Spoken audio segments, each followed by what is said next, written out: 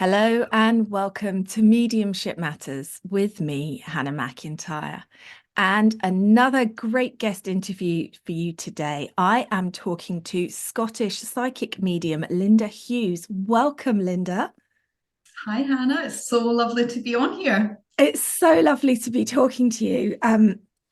I've been obviously stalking you, going through all your stuff, having a look. You're a busy bee, just like myself.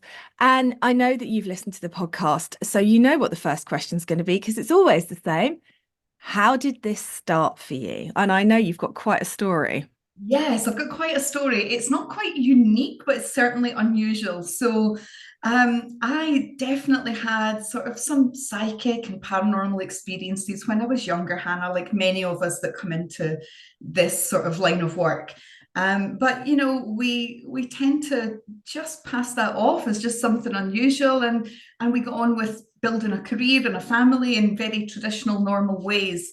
And then around 9 years ago, I had been through a really stressful time in my life. My young son had been very, very sick, and we almost lost him when he was around 14 months.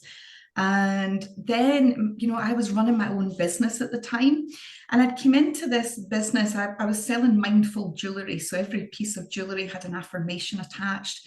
And I really didn't expect it to get as large as it did. So my orders were going all over the world. And I was bringing my old sort of corporate ways into leading that very first sort of glimpse of what a spiritual based business might look like for me.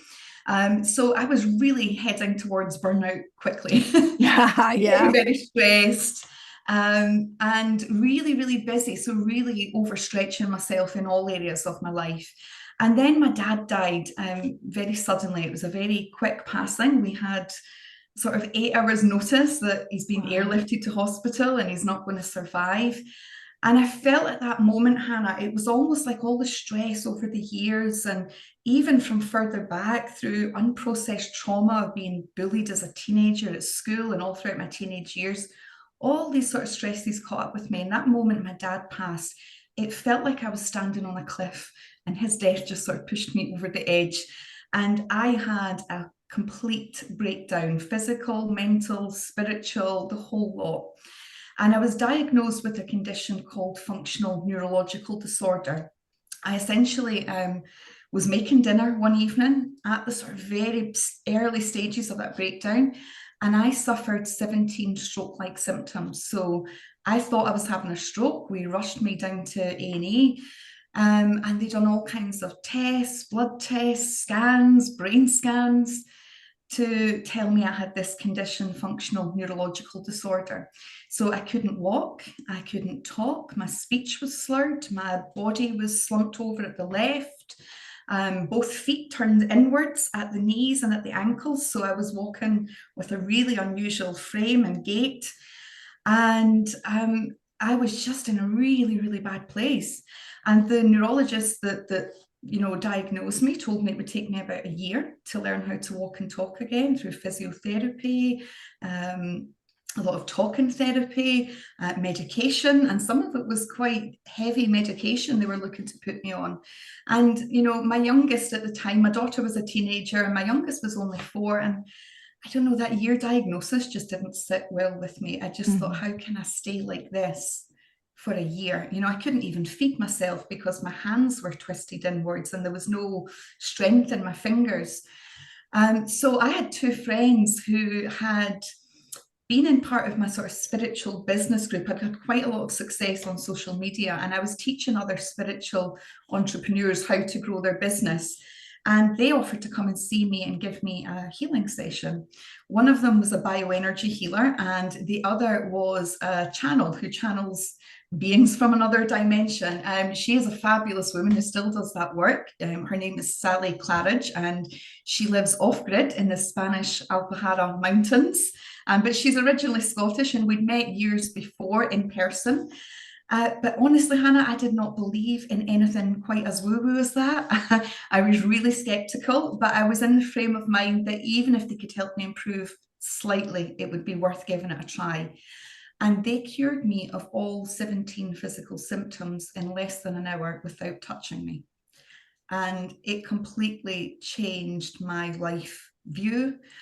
And it seemed to be that they not only healed me physically, but emotionally and spiritually. It was like they cleared out all the stuff I'd been shoving away and stuffing down somewhere for years that was adding to that stress, that, you know, stressful state that I was living in.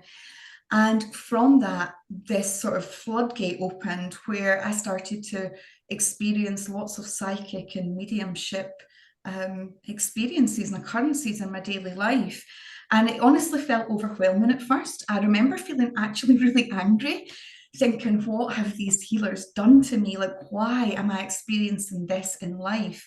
And I honestly thought somebody was going to just come and pop me in a straitjacket and cart me away. You know, why was I suddenly able to know things about people, and why was I able to sense spirits so clearly? And so from that point, Hannah, I decided that this is probably something that I've always been, you know, in tune with. I think we all are. I don't think mediums are any different from anybody else. I think we all have this ability.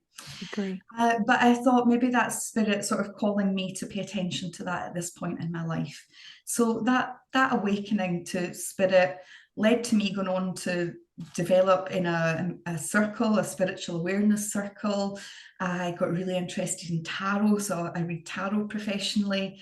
And I very quickly took a job in a psychic cafe in Scotland where I just had the opportunity to read for a vast amount of people from all different walks of life. So, in that first year of me actually stepping up and conducting mediumship readings, I read for 2,500 people in that first year, because it was a busy cafe and we were reading very short times, maybe 5 or 10 minutes per person.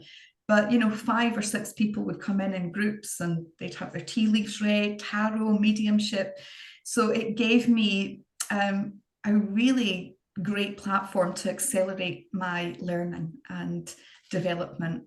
And I've continued that, and I now take that online and I read for people all around the world. And it's become just part of who I am. It's always been part of who I am, but you know, it's me really stepping in fully to who I am. What a story. Where do we start with questions about your story? I mean, it's just nuts. I love it. Um, I love how honest you are as well, you know, that feeling angry with the healers, like this isn't what I wanted. You fixed me, but now I've got this. It's What is this? yeah, like excuse me. So when spirit started manifesting in your life following your healing, like how were you receiving that? What were you experiencing?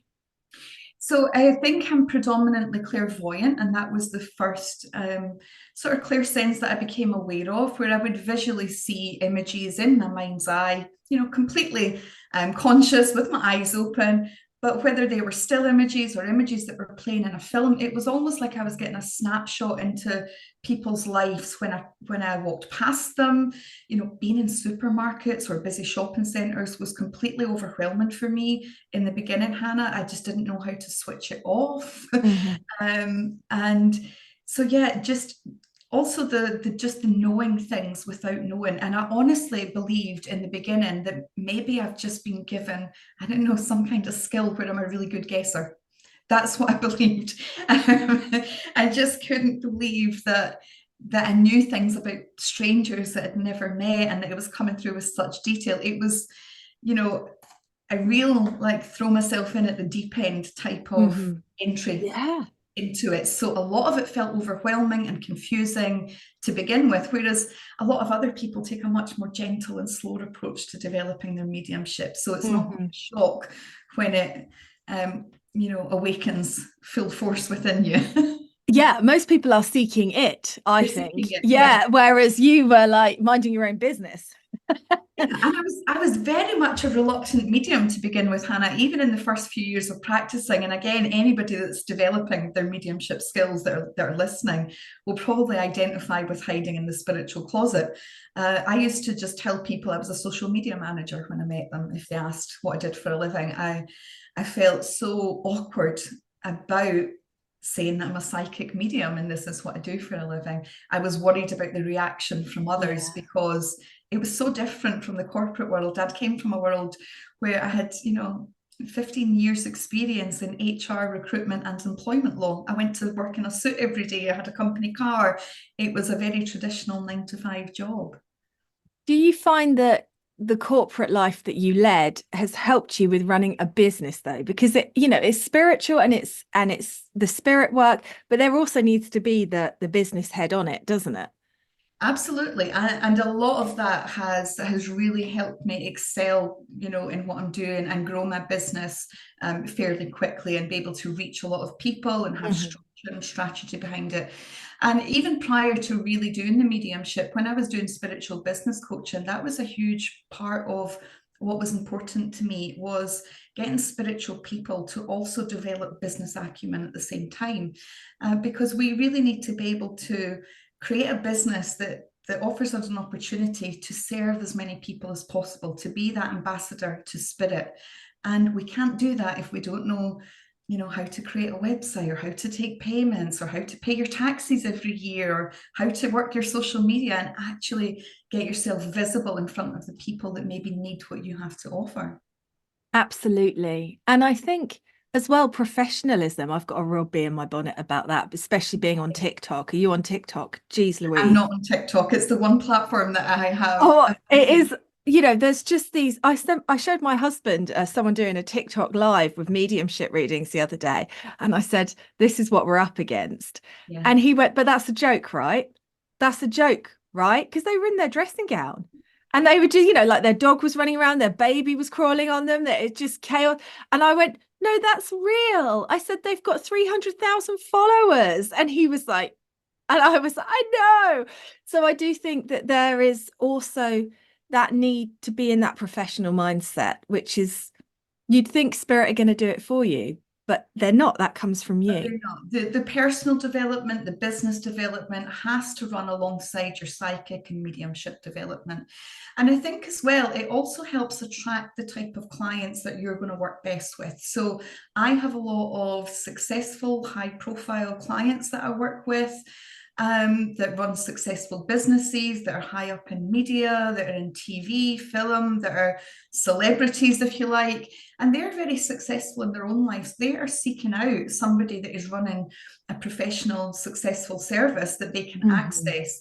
And also from a spirit point of view, I always think no matter what career we've had in the past, it's always like linked by threads into what we're going to do. So it doesn't surprise me at all that I have a lot of people seek career guidance, because I Mhm. spent so long in recruitment and matching people with suitable jobs and giving them that career advice. That was my profession before I came into this. And, it's like an invisible radar we're sending out saying, I have these skills. If you're looking for this, I'm your medium. And everybody will have that in their own mediumship. And that's what helps us create the right people that need what we have to offer in our own unique way, in the way that we can uniquely deliver that for them. And it's why there's room for lots of mediums to be successful. There's no need for any type of competition. There is plenty of room for us all to thrive. And mediumship is a very unique journey, not just you as an individual, but how your mediumship comes through to you is a very individual and personal thing. And it will always relate to others or connect with others specifically. I love it. So true. And definitely for me, I mean, I was a professional cook and worked as a PA at a music school, but the skills that I learned in both of those environments, having my own business cooking, having my working as a PA, really did set me up for this. Again, like you say, the business side of it, knowing how things work, knowing how to present social media. It's fascinating how it all links in. So you are, where do I want to go with your story? I want to go back in time because I saw something really fascinating on your website. You used to be a figure skater. Yes, yes. I was a competitive figure skater when I was young. And I thought that was an interesting thing as well as keys and puzzle pieces that make you into the medium that you are now, because that is about presenting, isn't it? And the drama of it. I mean, figure skating's not just skating, is it? It's telling a story. So do you find that that's had an impact on the medium that you are? Definitely, but you've just given me new angles to look at that with that I've never considered before. So, for me, being a competitive ice skater when I was young, firstly gave me discipline. I was training 7 days a week. I was competing in the Scottish Championships.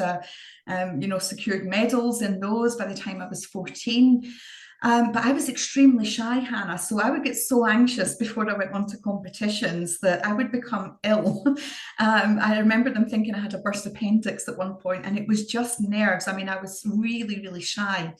But what that helped me most with is being able to visualize and really accessing that sort of third sight, if you like.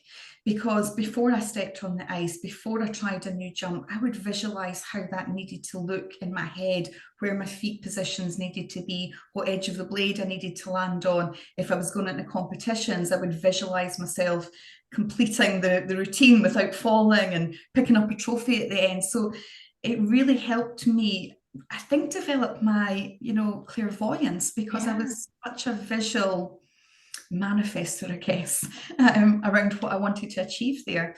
And just the natural drive and ambition, it's changed days now. If we look at how kids are in school, the sports days are all team events, there's no winner. And I was in a very competitive sport where I wanted to be the best that I could be, and not necessarily competing with others, but I was always looking to progress the level I was at.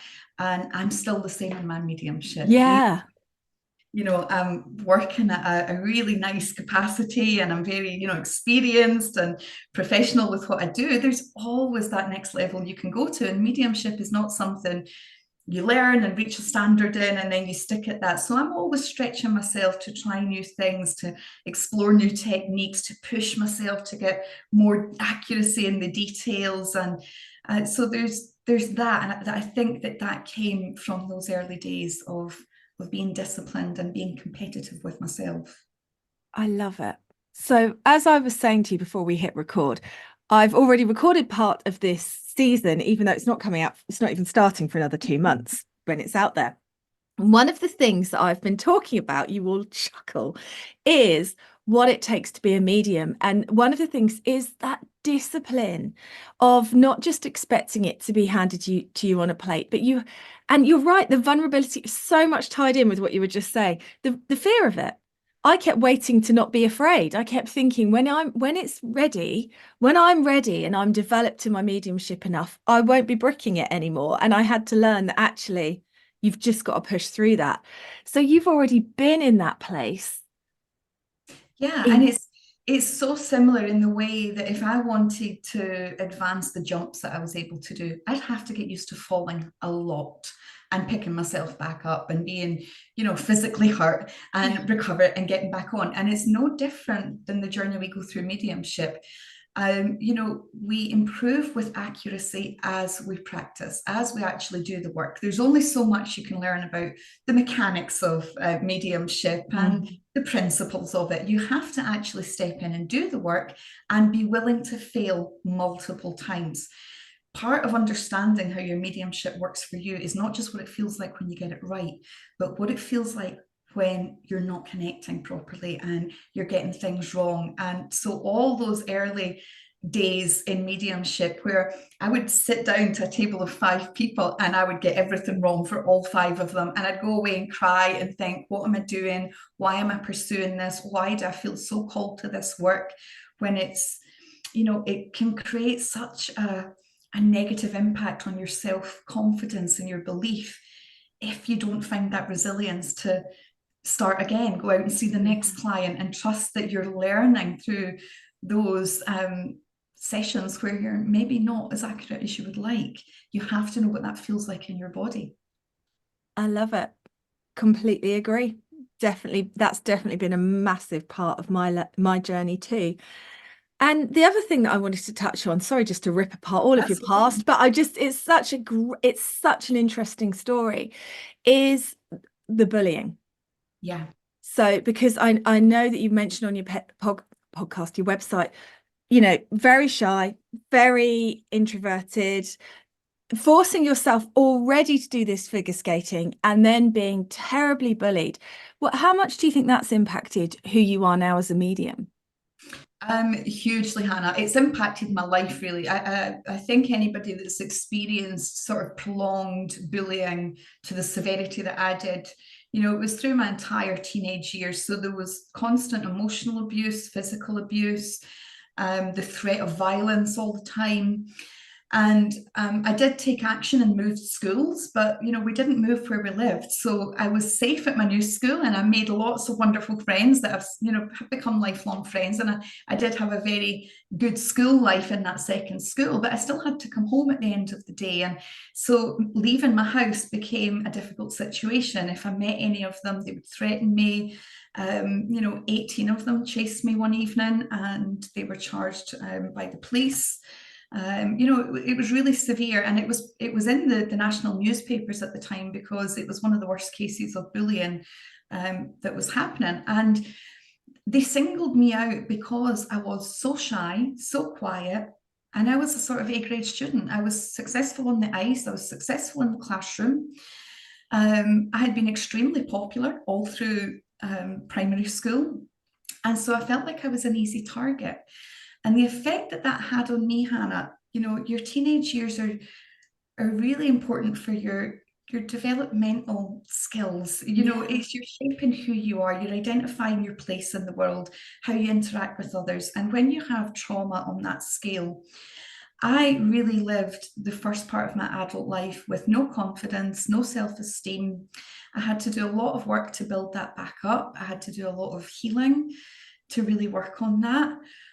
But what I found interesting is that from that, I really had a fear of success more than a fear of failure. I really, the tall poppy syndrome, I felt like if I was to rise up and really step into my abilities, whatever area of life I was in, Yeah. I would be noticed and I would be the first to be cut down. So I just wanted to blend in, be normal, be invisible. And that was my biggest fear, rather than my fear of success. And what I find interesting is when we come to mediumship, when we look at the witch wound and how women were persecuted for speaking up and being seen as different, Mm-hmm. I looked at spirit and thought, why on earth are you asking this of me? I don't want a controversial career. I don't want a career where I need to put myself out there and be so visible. And it felt like it was in conflict with everything that I was trying to create in my life. But it's probably been the biggest opportunity I've had to heal, to find my true inner voice, to find my inner confidence, my belief in myself. It's been the best way that spirit could have helped me in that sense. I love it.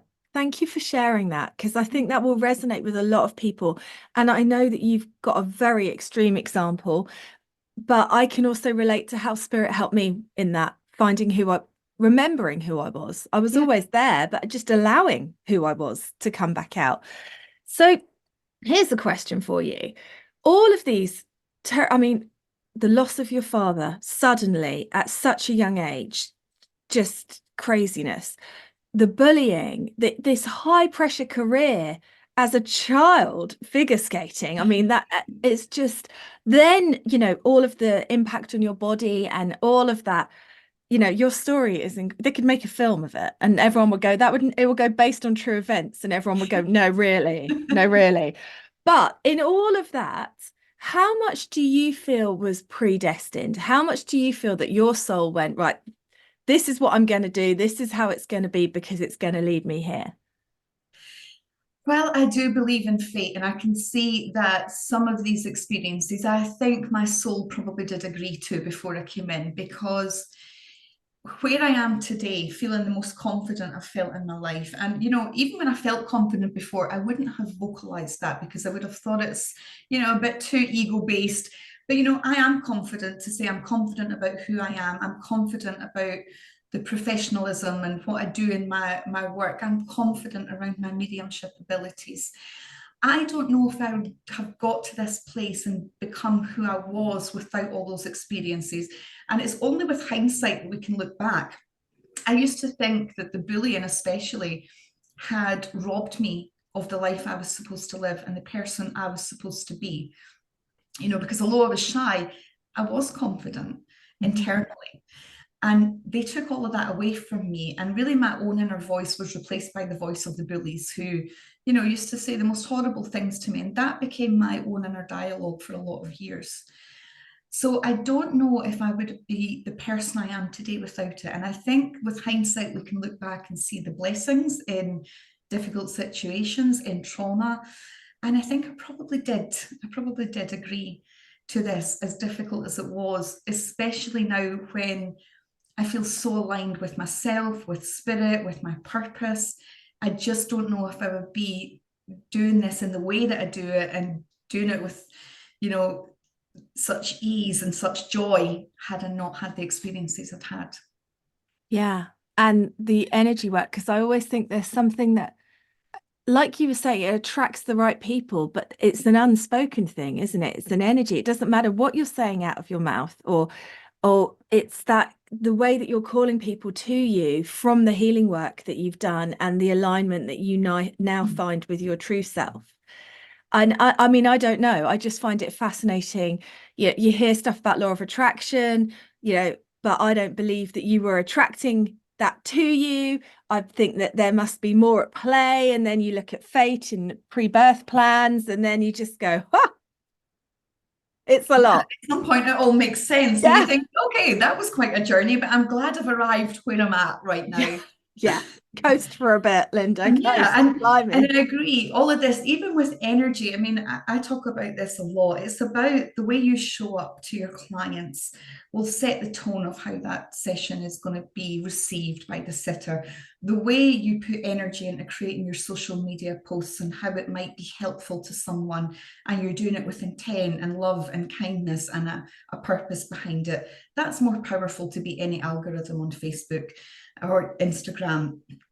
Everything has energy, and when you are really mindful of what you're putting out in the world, I think it will always be returned, and you will always attract in things that match. Love it.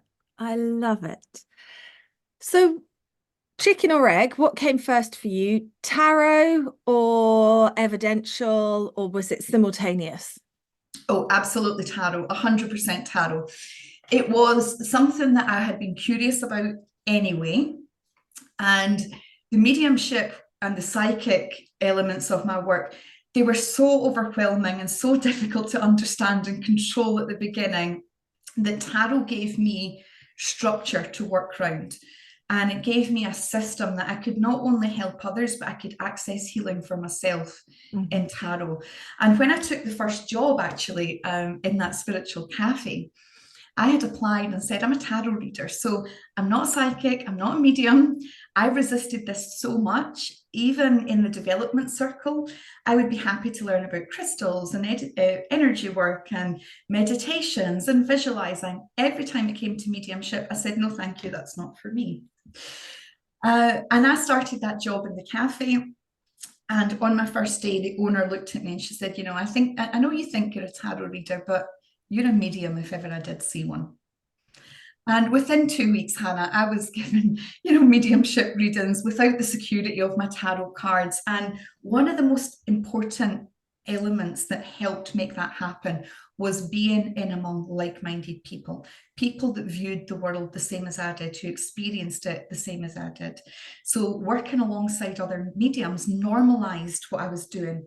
And that takes away all the barriers that we put up around how people will perceive us, or what if I'm weird, or what if I get things wrong. You're in with a very supportive community. And it's why I encourage anybody who is learning to find a community of like-minded people who are also developing. It's so important that we get that energy and that support and that community around us, and we don't feel on our own with this. So yeah, it was so quick once I was in there. And the very first experience, I remember being absolutely terrified, Hannah. An older man had walked into the cafe very early in the morning. Everything about his demeanor, his posture looked sad. He just looked like a really broken person when he came in. And we made him a coffee, and then the mediums were through the back, and it was just the start of the day, and they were debating, does anybody feel called to his energy? Does anybody want to take this reading? And they'll do the next. There was always a bit of communication went on, and I was sitting like silent in the corner. And they said to me, Linda, you're being really quiet. I said, I know, it's about his wife, Margaret. I just saw her walk in with him. And they sort of forced me, look, if you know that, this man's here to see you. And that reading, Hannah, had such an impact, not just for the man. We had so many details come through. It felt like his wife was in the room. But for me also, it was my breakthrough moment that I realized I am actually doing this, and this is helpful to people, and there is real purpose in doing this work, and there's a value to it. And this is important work. It's not silly work. It's not something trivial. This is as important as, you know, somebody getting their broken leg tended to. Being able to use mediumship as a healing tool to help people overcome grief and move forward. And that man left there and he transformed his life. He actually went traveling around Europe in a camper van after that, and he was in his 70s. Oh, I love it. What an amazing start for you. So, obviously, you've done thousands of readings, you've got loads of experience, you teach mediumship. What do you think makes a good medium? I think we need someone with a drive, a determination, a resilience that is going to commit to the work, because it's not an easy journey to take. There is so much we have to delve into about ourselves, about the way we work, about our own healing. We have to confront our own grief and move through that in order to not become the unhealed healer. So I am always looking for somebody with commitment. I think anybody can access this. We're all born with psychic and mediumship Right. abilities. It's part of our soul senses. It's what makes us up. But we are predominantly in a very physical world. So, you know, we're taught at a young age to look at the physical and value that more, the external surroundings, our touch, our senses, our sight. We're taught to value that more than our internal inner senses. And so anybody with commitment and drive can learn, and anybody that is willing to get through the difficult days, to keep picking themselves back up, will create success for themselves. But the people, I do see a lot of people, Hannah, and I think it maybe is the sort of TikTok generation. They think they can come to a few classes and then off they go, they can charge a fortune and they can suddenly be a medium. And it just doesn't work that way. And although I've built my career up over a short space of time, I have intentionally positioned myself where there's opportunities to read for a vast amount of people, because it's the only way to really develop your mediumship. So I didn't want to just do one reading a week for someone. I wanted to see, can I read for 50 people a week? That's how I'm going to develop quickly. So anybody with that commitment and anybody that is willing to work on themselves at the same time in harmony with developing their mediumship, they're going to be successful in it, and they are going to make a difference to the people that they connect with and they serve. I love it. Completely agree with everything you said. Banging. I Love it knew we when were that in happens. alignment with our thoughts and our energy around this. Yeah, I was just like, woo, You vibing know, in we this need space. mediumship to be talked about in a really down to earth, tangible way, because really people are performing mediumship all the time, but they just don't know how it feels in the body. They think it's something outside themselves, and they think it's something that they need to, you know, go and find. And it's inherently who we are anyway. We just have to learn how to access that. And then, yes, we do need to know the mechanics of it. And we need to know what we're doing while we're doing it. We can't just be like, oh, I don't know what's going on here, but I'm getting these messages. Like we've got to understand the process. Yeah. So yeah, it's inherently who we are anyway. We all have these senses. I love it. I love it.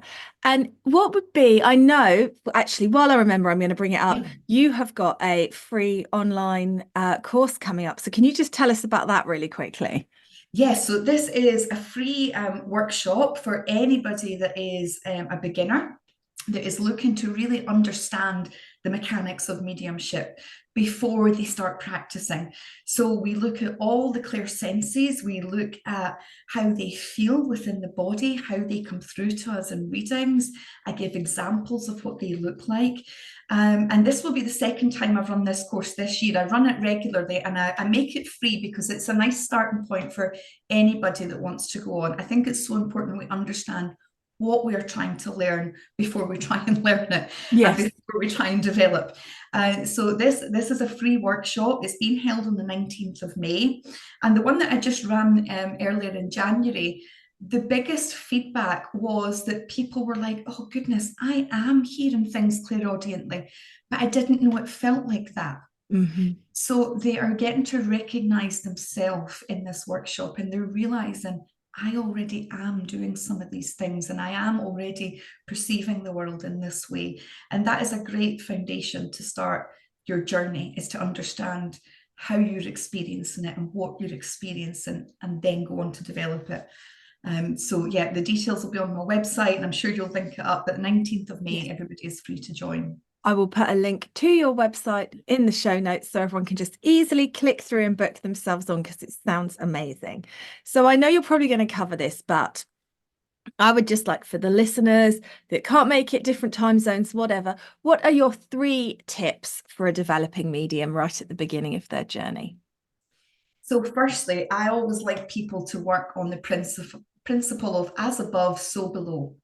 So anything with our mediumship, if we if we're learning mediumship and we are wanting to bring through names, for example, which is a really great validation, this is something that eluded me in my own mediumship for years, until I realized I was no good with names down on the ground here.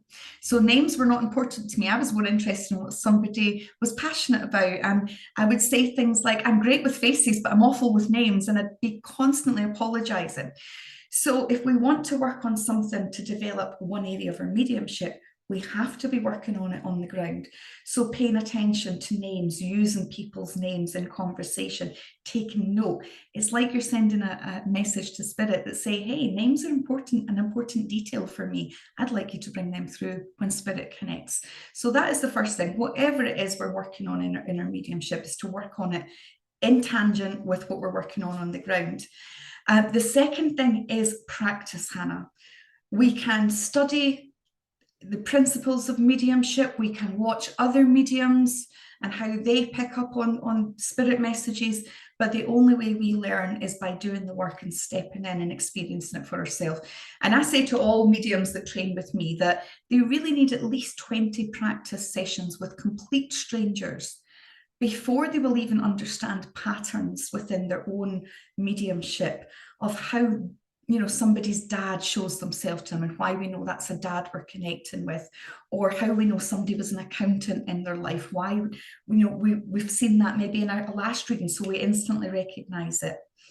And the third way would be to really build confidence, because that is really key. I see so many talented mediums, Hannah, come to training and they are so gifted with what they're doing. They're presenting in such a beautiful way. They're giving heartfelt messages.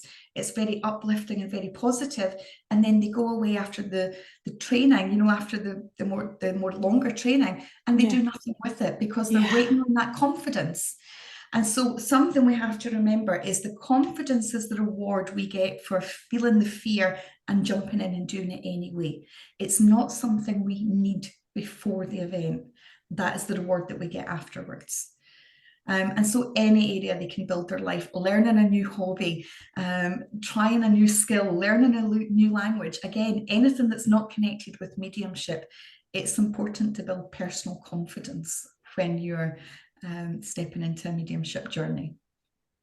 I love it. Fan bloody tastic. I couldn't stop nodding. And really interesting things there, because that as above, so below, never heard that, but it makes so much sense. I love it. This is why I think you need to have lots of different inputs in your mediumship, and lots of different, because everybody has different, and there's all these little keys that can make such a difference. I'm going to use that now. Yeah, Linda, absolutely. And I'm going to use it all the time, Linda. somebody in the workshop last week thought, oh my goodness, this is why I'm struggling with timings of things. So they were struggling to work out maybe how long it had been since somebody passed, or maybe a future event that they were getting a little feeling about, but they've no idea. And they realized, oh my goodness, I am terrible at scheduling in my life. I cannot keep time with anything. I forget appointments. I don't keep track. So they know that if they want to get better information around timings from spirit, they have to be more conscious and more mindful about how they are paying attention to timings on the ground. I love it. Fan-blummin-tastic. Right, I'd like to end with one last question, if that's okay. And Yes. I would like to ask you if there was one thing that you could, say to every single person on the planet about the spirit world, what would you like them to know? I think Spirit would like us all to redefine what success looks like for us as individuals, because there is no one blueprint that comes through. When you connect with so many spirits, you see what's important to them. And yes, there's always a thread that runs through all of it, Hannah. It's not about the money that you earn. It's not about how big your car is or how fancy your house is. It's about the simple pleasures, the love and connection with others. And it sounds really cheesy and corny, but it's those simple things that make a difference, taking opportunities when they present, being the creator of your own life. And that is the one thing. I think we're so caught up in comparing ourselves with others. I think if we can take time to really understand what joy looks like for us as an individual, what success looks like for us as an individual, and focus on that and switch off all the shoulds and the comparison with others, then I think that's a really key way that we can find and experience more joy and happiness in our life. And it's the joyful and happy experiences that spirits share the most often. So we I can love see it. that's important. So would I. That was absolutely incredible. I could talk to you all day. I'm so Same, gutted our Hannah. time is up. But thank you so much, Linda. Like I said, I will put your website in the show notes so people can go check you out. And thank you very much. You're very welcome. Thank you for having me, Hannah.